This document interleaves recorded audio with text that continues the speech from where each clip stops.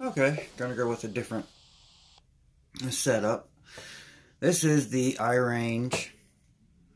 I can't remember the exact name because it is so long. So I will look it up. And I'm going to try to keep this as short as I can, but there's a couple things about it that are a little odd. It's the IRange IRX-IR8M. It's a multi-protocol transmitter.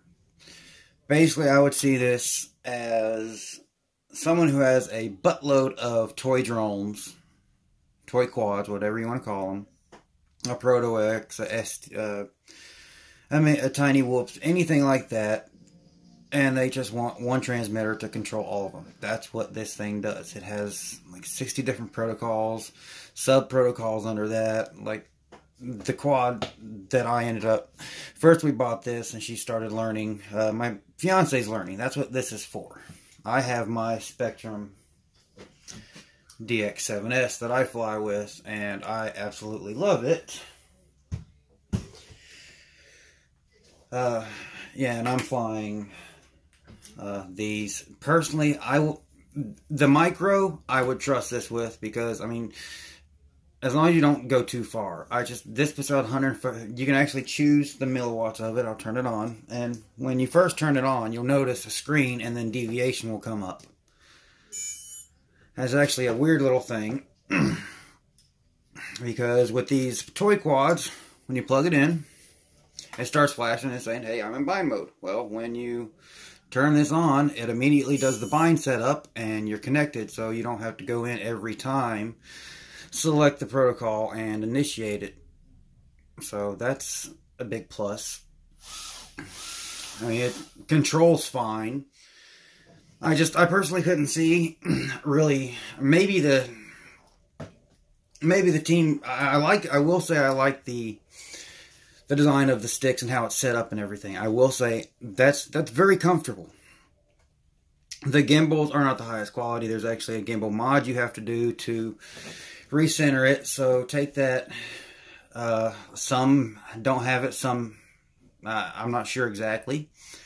But basically, the sticks wouldn't recenter. If you would go all the way one way and come back, mechanically it would recenter, but being sent back to the transmitter to tell the quad to do something, it would be off as much as 12%. So basically, you take the gimbals apart. Well, you got to take the back off. You take the gimbals apart, and you have to take out every single potentiometer, put silicone on it, silicone glue, and really get it on so it's sort of plugged in there. And you got to do that to all four because you have 1, 2, 3, 4, and it takes time. And then the retainer block is just a piece of plastic you put 2 screws in. Yeah, there's about 2 millimeters, so between it and the back of the potentiometer, which is sort of stupid to me. But I put tin foil. I just bent some tin foil. But that is one thing that you need to be aware of when getting into this, is you may end up getting one with sticks that don't center. The guy I bought this from, he actually pre-ordered it before 2018, and it was delayed a month. So another thing I don't like is where the switches are located, how close. I mean, if the Team Black Sheep Tango has these switches a little further up, which I'm pretty sure they do, it's probably bigger than this. I'm betting it's bigger than this because it actually has a 2.4 gigahertz transmitter, but it also has a 5.8 gigahertz video receiver, so you can actually watch it on this screen. And I guess iRange stole this design from them. I don't know, but it's very comfortable. I'll give it that. It does have ball bearing gimbals, and getting into it is not a multi model. I mean, I haven't figured that out yet myself. It doesn't seem like it has a setup for like 20 different models, so you can just choose that and then immediately go in it. With this, you actually have to go into model menu, model setup, then you got to go, I don't like these push buttons, then you got to go down, And this one you can actually transmitter power. That was all the way up for me. Then, personally, the little Eachine E010, you use MJXQ, and then you hit enter on it, and go to that, and then go back, and then you go over to reinitialize. Whoopsie. And do that, and it'll bind to it, and then it basically saves, and every time you turn it on, it's going to bind to that one, and there's no way to add extra model, so all you gotta do is select a different model, and it's set up to that one. This, I guess that's what comes with this multi-protocol. It uses a mini USB on the bottom instead of a micro USB, and this flap, I actually hate it already, so it's going. This used to be for an SD card slot. I've already taken this thing apart. It does not have an SD card slot in it. Micro USB, your on-off switch right here. You got 4 two-way switches, 2 three-way switches, which these would be great. One thing I could say this would be great for is, say you don't have 2 three-way switches like on my DX7S. This would be great for tuning PIDs on the camera control. You got up and down, and then to turn the PIDs themselves up and down, you have that one. You just have to set that up in Betaflight. But I'm sort of going way beyond what someone like this would probably get it for. They would probably, I don't know if I've said this, but someone with a buttload of toy quads, or someone getting into it. Someone with a buttload of toy quads that doesn't mind going into the setup, the whole model setup. You got mixers. I'm still trying to figure out the switches. Yeah, how to set them. I'm used to having 2 switches behind each other, so this is a little odd. I'm used to having one here and then one back here, and that's my arming switch for my quad, which is my DX7S. That's right here. I have this switch right here that if anytime I see I'm about to crash or I'm gonna crash, I can just push it like a button and it'll just flip over. And also I run with these little extra gimbal sticks that give me more surface area because I'm a thumber. I don't pinch. But I mean, the quality for $80 is actually pretty good. I gotta say that. For 80 bucks, wow. I mean, it's for 30 extra bucks you can get a Taranis QX7. I guess all I can really say there is, what are you planning to do? If you're planning to really grow in the hobby, I wouldn't say this is for you. Taranis QX7 would, I mean, if you're just wanting to get something to not have it for a lot of different toy quads and stuff,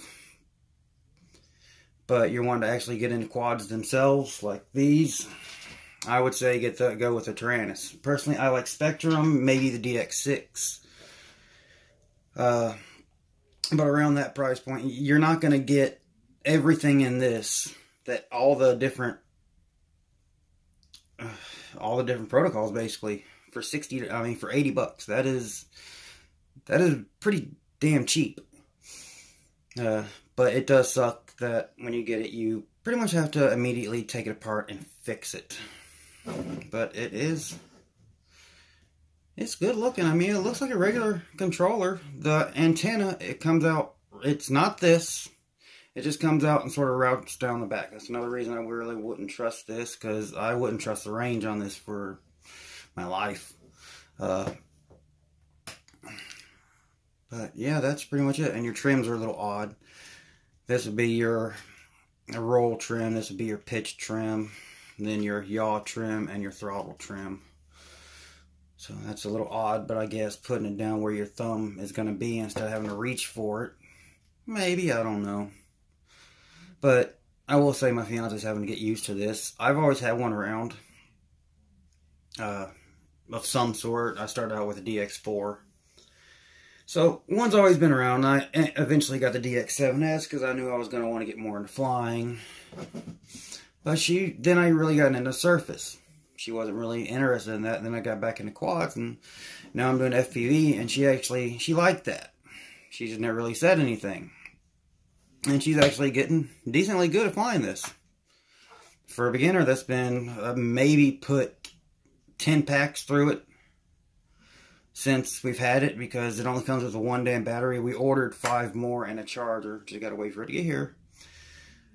But yeah, there's the IrangeX IRM-IR8B, I believe it was. It's just a stupid long name.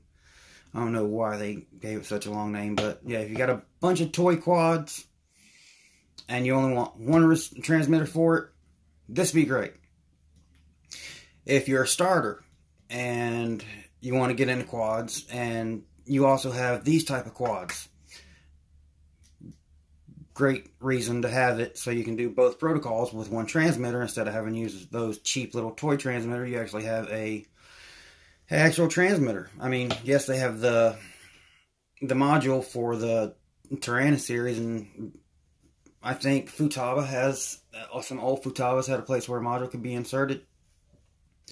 And you can run it on a Tyrannis, but then the module is like $60. A Tyrannis is about $120, so you do the math. I mean, yeah, the Tyrannis is going to feel better quality, but then you're going to have that module that's, you're going to pay for quality. That's basically the thing. I mean, this isn't the best quality I've ever seen, but it's very doable for the price point and everything it can do. So I'm basically going to leave it there about this.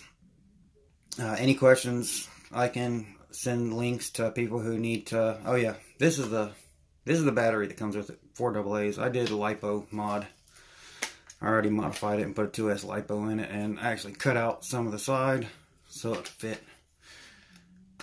I mean, hell, it's not like these are getting in dirt or anything. And this thing always gives me trouble. I don't know why. The back has been dead against me. Oh yeah, there she is. Great little quad. I mean, great little transmitter, especially for a learner. Thanks for watching like usual. Peace.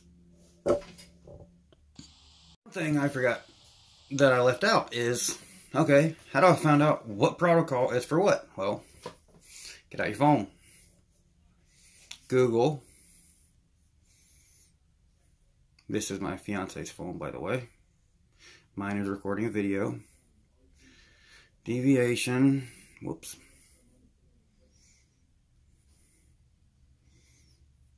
Deviation TX, excuse me. Deviation home. And then supported models. And it'll go through all the different models, and then you go over, this is protocol, this is sub-protocol. Well, module and then sub-protocol. It's got a buttload of modules in here. Oh no, I think it has 6 modules, but it's the protocols and the sub-protocols.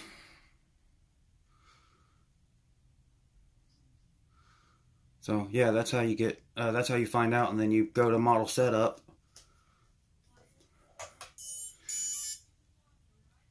And you find out which one you need. Go to model setup, model menu. Go down until you get to right there, right below ppm in. And that's like mine. Mine runs MJXQ, and it actually runs a sub of the Eachine E10. So there it is right there. And just back out.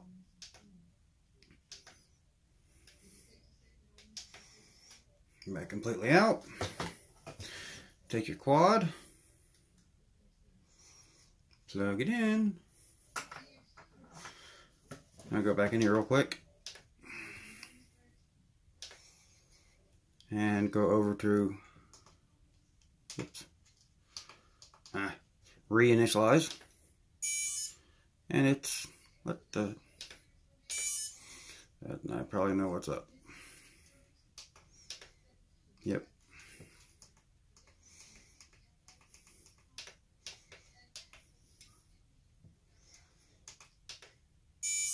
And there you go.